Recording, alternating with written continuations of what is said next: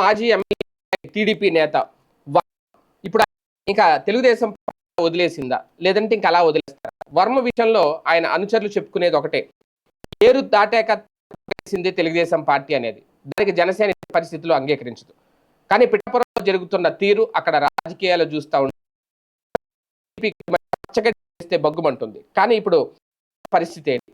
వర్మ మాత్రం చంద్రబాబు నాయుడు విధేయుడుగానే టీడీపీలోనే కొనసాగుతున్న, వెనక్కి తగ్గేది లేదు, పార్టీ మారేది లేదు అని చెప్తున్నారు.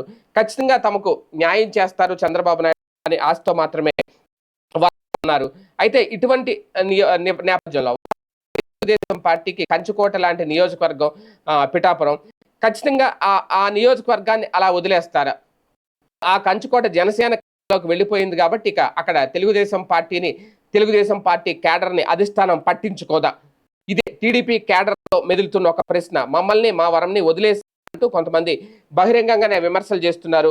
మరోవైపు టీడీపీ అధిష్టానం కూడా తమ సీనియర్ నేతకు జరుగుతున్న అవమానాలపై కనీసం విప్పట్లేదు వర్మ వర్గీయులు చెబుతున్నమాట. అంటే అగ్రవర్ణాలకు చెందిన రాజకీయంగా అలాగే మైనార్టీ కావడం వల్లే వర్మ విషయంలో చూసి చూడనట్టు ఇస్తున్నారంటూ క్యాడర్ ప్రశ్నిస్తుంది. పిఠాపురంలో వర్మపై జనసేన విమర్శలకు దిగడమే కాకుండా ఆయన అనుచరులపై కేసులు పెట్టేంత వరకు వ్యవహారం వెళ్ళినా సరే కనీసం పార్టీ అధిష్టానం లేదు. సోషల్ మీడియాలో కూడా పెద్ద ఎత్తున నిరసనలు వ్యక్తం అవుతున్నాయి. అయితే టీడీపీ అధిష్టానం మనసులో ఏముందో, వర్మతో ఏం చెబుతుందో బహిర్గతం అవ్వటం లేదు. తనకు ఎంత అవమానం జరిగినా సరే తాను చంద్రబాబు నాయుడు సైనికుడినంటూ వర్మ చెప్పుకొస్తున్నారు. ఈ నేపథ్యంలోనే నామినేటెడ్ పదవులు ప్రతిసారి వర్మ పేరు ఉంటుందేమో అని కార్యకర్తలు ఎదురు చూస్తున్నారు. కానీ ఎక్కడా ఉండట్లేదు. త్వరలో జరగబోయే నామినేటెడ్ పదవుల్లోనైనా వర్మకి ఛాన్స్ ఉందా లేదా అని అందరూ ఆశ చూస్తున్నారు. వర్మ మాత్రం ఆశ కనిపిస్తుందా లేదంటే ఆయన పెద్దగా ఆశపడట్లేదు.